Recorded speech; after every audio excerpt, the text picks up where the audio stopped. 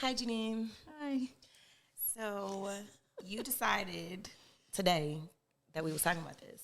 So Why is it on me? it's not necessarily on you. You can pick either one. I'm just saying. I don't care.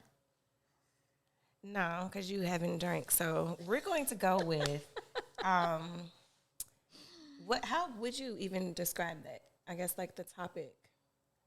Body positivity or just kind of discussing the I don't know what the dynamic with us, the contrast with us. The dynamics of body positivity. I think there are so many different layers to it. Like, we could easily talk about how amazing it is that people are embracing a lot of different body types now, and it's not just Right. one thing that you see in the industry that makes you try to be this one person. Or tackle the issues and the insecurities that each of us have in our own right. It's a lot of different layers to it. So we're gonna get into that. So what was it that like sparked your interest in this topic? Like why? The new Sierra video, honestly. She had just came out with Jump, right? And she had all the different body types in there, and I thought that was really amazing to see, the representation. And I know there's quite a few brands that's been doing that lately. Yeah. But to see somebody as fit as Sierra is, and I mean her body is amazing. To embrace all the different body types, I thought that was really cool. Also, on the other side of that, the struggles that I'm having right now with body positivity. I have under two. I'm in the thick of postpartum right now, and I'm used to being a certain size, used to wearing a certain type of clothing, or used to being able to, if I did gain about 5 pounds, to bounce back just like that. And it's not the same anymore. That's like scaring me. Ooh, it's very interesting. I mean, in kids, make sure you get them out of there when they're due, because the longer they're in your belly. The what? Oh, I didn't have a stretch mark until the longer Honest was overdue. Oh, I guess that makes sense. The longer, the bigger, because they're getting bigger. Yeah, and I'm running out of room. So the more, and then True stayed in my belly for 2 weeks past due. I remember that. So, and you're talking about somebody that has always worn midriffs and their stomach out all the time. And, that was like one of my things. So trying to bounce back from that. I mean, my kid is, my youngest is 3 months old. She turned 3 months old yesterday. Yeah, but you had them back to back though. I did. I had them back to back. Literally so, back to back. That's kind of what sparked this for me. I think that it would be cool to.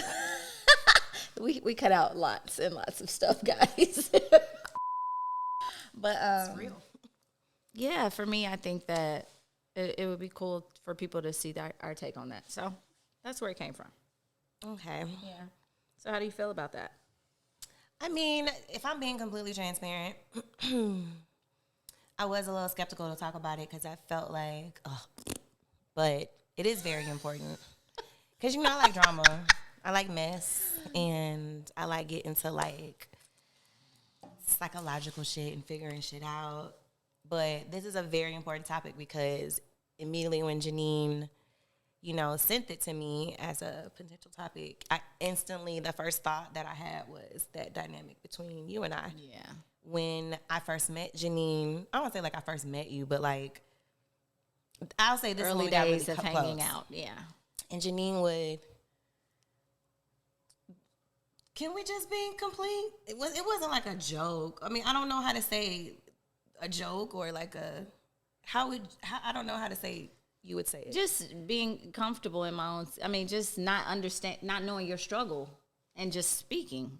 That's what it was. It wasn't really like a joke. It was just the conversation that I knew to have because of what I dealt with. That makes sense? No. I don't know. What are you trying to say? What I'm trying to say is, like, remember when we first got together and we ended up having that conversation after, a while, I felt comfortable enough to be like, hey, Janine, when you make these comments, these really trigger me, or this is actually an insecurity of mine. Yeah, that's what I'm saying. Yeah, so but that's what I'm saying. When you would be saying that, I don't think I would classify it as a joke. Say what it was that it would be said. Like it would almost be like, well, you don't have problems like that because you're so skinny, or you don't have those issues, or I don't know, just mentioning like you wouldn't know anything about those issues, kind of thing. That's what you're meaning? I'm trying to remember. Yes and no. It would just always be a comment about my weight as me being skinny. And for me... Oh, not knowing that you didn't like the fact that you were skinny. Yes. Yes. Okay. Gotcha. And that is very... Yeah. That's Yeah. Yeah. And it took for me to like have that conversation like, hey... That's kind of an insecurity of mine. I don't know if you know, but... Yeah. But that conversation changed everything, because then it was like, oh, I like being small, so I never knew that was I've never been the girl. It's so funny because the way that my family is set up and the way that I am now set up, thick is definitely in our genes. But I've never been the girl to want to be thick. Like I've never been the girl that wanted a whole bunch of ass and titties and tripping. And it's obviously because that's naturally what was going to come to me. I saw it all my life. I knew my mom, like... Girl, no, my mom, my you daddy know what I'm saying? So I never... to speak to her point, I didn't even understand that she could have a struggle with that, because everybody in life always wanted to be small. And that was what I was even telling Timothy. Like, it was such a... Being small and skinny was deemed the such thing, What is it? Especially for a 90s baby. I grew up in the 90s. Fact. Like, that's what was in. And then you get to now, and everybody is getting body work because they want to be voluptuous and thick and curvy. And I had no idea that was an insecurity. So that is a really good point, because we had to really talk about it and understand when you see somebody... When you understand what other people's struggles are. And it's funny because I remember being insensitive to that because I didn't know, but then understanding, I kind of understood, or should have understood, what that felt like, because I remember, like, you know how you have your little baby weight on you when you're in high school. Yeah. So I probably was about 116-ish in high school, right? Mm-hmm. Now, that was like the biggest I was as an adult. What? Yeah. No, I literally, until 35, that's when I started getting 120 pounds, 125. Like, I was 115 pounds, like, soaking wet, pretty much all my life. But in college, my first year of college, I lost a lot of weight. I had gotten braces, and I got 2 teeth pulled on at the same time. Literally, I got down to like 108 pounds. In like 2 weeks, and I was so small, and it took forever to gain that weight back because I was just busy doing, and I used to hate when people would be like, girl, you so small, right? Because I would be like, you know how they say the freshman 15, people always gain weight when they go to college. Right. I lost weight, but people would always come up to me, you so small, oh my God, like people that would see me from high school, and I'd be wanting to say, you so fat. Like, what if I said that to you? You know what I'm saying? Like, how would you feel? Because you're sitting here pointing out the fact that, right, wouldn't that be wrong? So why do you think it's okay? That goes back to what we talking about. It goes, so I should have understood what that felt like, but I didn't remember that. But it was like, if I would say to you, you're so fat, then you would have a problem. But you can come up to me and say, oh, you so skinny, girl. That's so interesting. Yeah. Like so could you even like, I guess like in from like say middle school, leading up to like college, all your adulthood, did you go through anything as far as like body image? Yes, body image, or a struggle at some point, or I'm 5 to 6 years your senior. Mm-hmm. And we just didn't really have, like, in middle school, I was a tomboy. We wore baggy clothes in the 90s. Right. You know what I'm saying? We didn't have the social media that made us feel like we had to be this perfect everything. I'm glad I came in before that. Right, before that, right. So I didn't really, honestly, I was so excited when I hit the 7th grade and I hit 100 pounds. I remember that. It's like, I'm 100 pounds. But yeah, no, through high school and stuff, I had no type of issues like that. Like, I was mad when I got boobs. Like, I was a tomboy. Like, I wanted to be I've always wanted smaller boobs. I've always wanted to be small. I've never wanted all the big stuff that goes along with this body right now. Any more of that than ass, so right. It's almost like if we switch, then hey, great. So it's funny because I never had any issues like that. No, I didn't. What about you? Yeah, I know you're about to. Yeah, Lotus. We're gonna go ahead. Take your shot. Oh, where's mine? Hold on. Oh damn. Yeah, you tripping? See how you do? See how you do? Well, what I will say is like you said, you are a little bit more seasoned. A little bit than I am. Just a little. Yeah. And because of that, yeah. You see me watching her. I know. I had to. I learned last episode. So you could just sip it. No. Okay. That's disgusting. That's the spirit. You said no. Throw that thing back. So yeah, in high school, you know, I did go to a predominantly, and I don't want to make it about race. But it's But big. I will say that I didn't think about. Oh, go ahead, girl. I was introduced to a lot of that, those ways of thinking being in high school. Yeah. And it carried on into my freshman year of college. And I was bulimic. I was about to say, now you say that you didn't want to be small, but that in high school you did because of what you were around. And I was about to say too. Think about it, bitch. I'm black. We That's got what hips, right. legs. Joy, I never knew that you wanted to be skinny though. At one point, I think it was.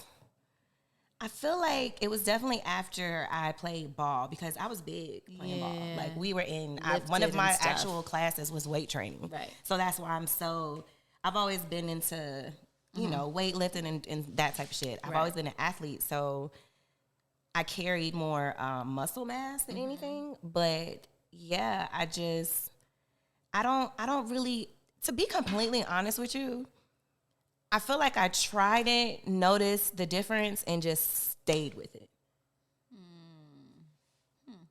And became routine. And it was because of what you feel like was around you. Around me and me feeling like, I feel like, if I'm being honest again, I feel like once you start doing that, you start kind of just viewing yourself as this image and you want it to stay that way. So any slight change in it would be like, oh, damn, I'm getting too fat. Or damn, I'm not small enough, or I went up a jean size. Oh no. So how long did you struggle with this? I would say for maybe a couple years. Really? So, okay, break this down for me. Bulimia, that is when you are throwing the food every up? time pretty much you eat a meal, you are throwing yourself, because it almost in your mind, it's like it's too much. It's too much. Wow. Yeah. And you want to know what's even crazier? Oh, very, very deep. Girl, I've been through some things. I'll take the shot. I didn't even know that. Jesus Christ. Oh, no, my mother. Yes, take that shot. Oh, we did. Girl, my heart is just, Oof. That's why this is still. That's so nasty. It wasn't that bad. It's not as bad as most. Right? It's not. Anyway, so you lied to me. The aftertaste is smoky. I do. Okay. It's a mezcal, guys. Sorry about that. And so my mother, I can't really remember like how she found out about it. But she had even told Timothy at one point. Said, hey, make sure she's experiencing this. Because he didn't tell. Yeah. Oh, that was, wait a minute. This was like my first year into dating. Yeah. Him. Oh, yeah, it was bad. Like, it was like... So now I really understand why those comments would affect you, Joy. Thank you. You didn't even tell me that part, though. I mean, it's not something you just up and be like, oh, please don't make comments about my weight, because I used to be bulimic. Well, wait, it's been about 5-10 years now. I mean, at now, this point. Yeah. I mean, I guess we never went back to that conversation. Yeah. Though. But still, that is a lot. But yeah, and it's so crazy because I would find myself, and it's funny because if my manager watches this from Adidas, he's gonna know that's what I feel like he's going to know because I almost felt like I got found out by him at one point because I felt like he noticed how thin I was getting. And he was like a father figure to me, so it was, okay. He would notice something like that. So tell me this: how did you get to a place of?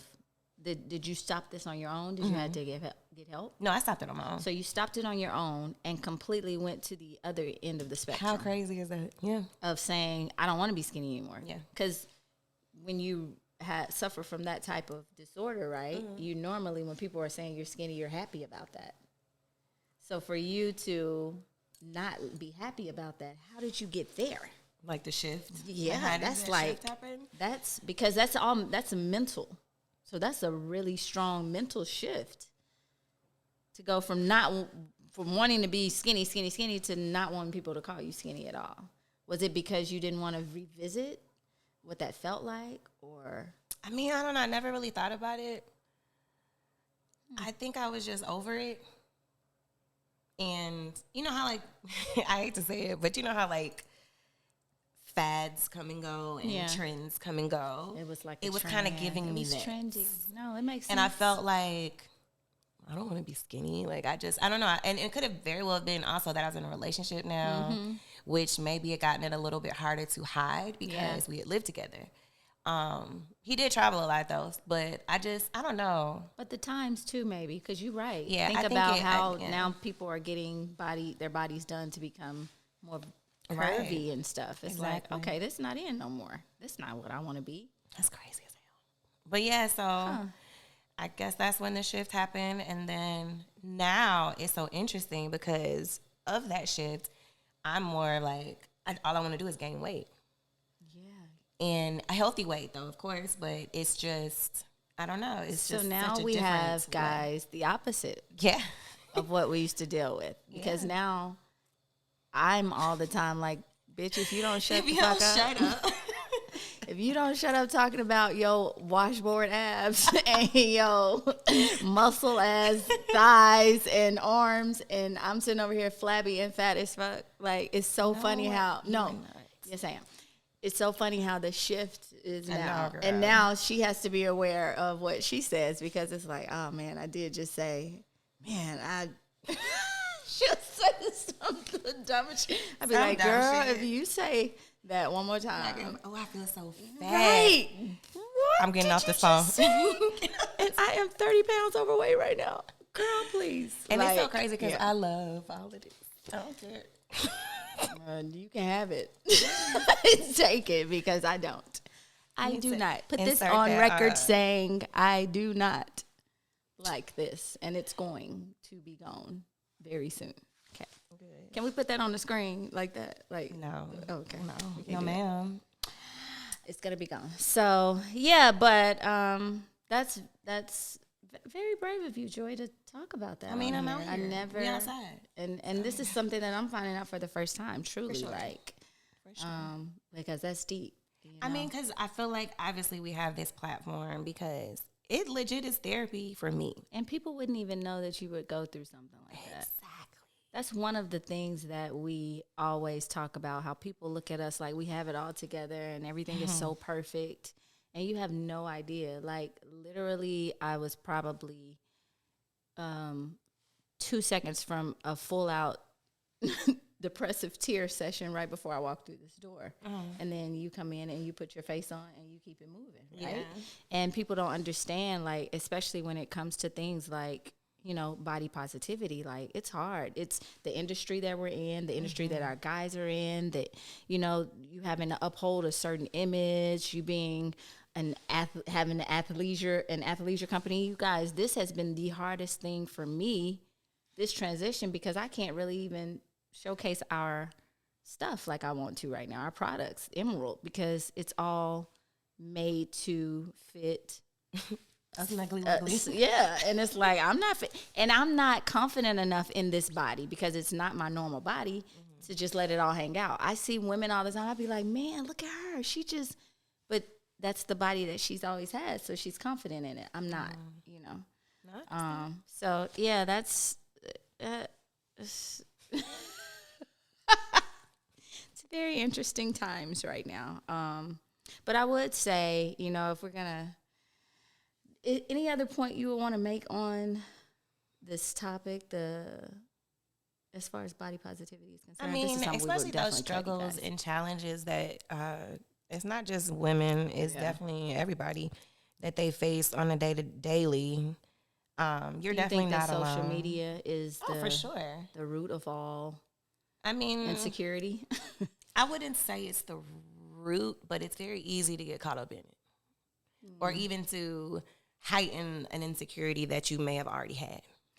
And I'm gonna say this: it's so funny that social media is a culprit in it, because I can literally angle my camera a certain way, and you do not see all of that shit that I see when I look in the mirror. And a lot of people are trying to attain a goal of perfection of something that's not even perfect. And that's part of the issue. It's like, do you know that she knows her angle? I know my angle. Let me tell you something. Do you feel me? But I used to feel like, for me, just my own personal, I need to look like this in real life. Like, I don't want that to be where, no. I know, but it's you're not going to be like that. Sometimes it's not really that attainable, and you think it is. Or people probably, like, I remember getting so many comments right after I had True. Oh my God, you already snapped back, your stomach's so flat. I'm like, no, it is not. What y'all see? But you saw the angle that I chose to show you. So then you're thinking, oh, you've snapped. And then you're looking at women, especially going through, you know, 2 pregnancies back to back. You're looking at women that have went through a pregnancy, and then they're like, everybody's not the same. You can't compare yourself to that, because you'll drive yourself nuts. Like, why am I sitting here 3 months later and I still look like I'm 5 months pregnant? You know, like, it happens. But you're looking at people that they showing themselves in a week. What did you do to get there? Was it natural, or did you do something? You know, you just don't know people's stories. You don't know their journeys, and you really have to you can't really compare yourself. And I think that's one of the biggest points. It's definitely easier said than done. Yeah, it's definitely easier said than done. But I think I can imagine having social media in high school. I know, man. How can they even deal with that, with all the other pressures of what? I could not imagine. I feel like our generation is so blessed in that. Yeah. Because I would be, I don't know what I would do as a junior high. I'm terrified for my girls, what they're going to have to deal with when they get to that stage, because I know what we dealt with, and we didn't even have all the pressure of the perfection, you know. But I do appreciate people like Sierra bringing it to the forefront, the body positivity, showing off, you know, all the different bodies. You know, and I mean, them girls was on there killing it, you know. I mean, you got all the Lizzos and Moniques, and they've been doing that stuff for years. Beyonce, of course, made curvy everything. You know, she embraced it, and made everybody love it. But, you know, so that's kind of my point. Because I'm like, what are you pointing at, bitch? What are you doing? Is it the mascot? To tap the mic. Yeah, it is the mascot. I was about to type the mic, and I thought about that probably won't be good for audio. No. So I stopped. Right. So you want to close this out? That's what you were attempting to do? That's what I did with the Sierra thing. I was ready for you to chime in so that we could cut that, because we're going to cut all of this, guys, right here. This we don't have to. Gibberish. It's not gibberish. I'm actually not mad that you presented this topic. Yeah. I mean, I definitely wasn't expecting to reveal that much. I know. I'm about to say, since we here. I'm still feeling some type of, like, what else? There's something. I'm feeling something from you. I don't know. Is it a nervous energy? Is it you still have more to say on the topic? Are you still thinking through something? No. Okay. I mean, I feel like we touched on pretty much, you know, some good stuff. Okay. Yeah. I mean, the only other thing that I would just say is just, you know, people aren't alone in these type of struggles and journeys, even though they may feel like they are. And I just hope that this episode can, I guess, bear witness to that, because, hello, I've gone through some shit too. So, but yeah, you can go ahead and close this out. Oh, come here, friend. I can't. I love you. Watch out, my makeup. I know. It's Beats. Okay. I'm Beats. Okay. You watch out for that. Whatever. This has been another episode of Dropping Gems with Janine. And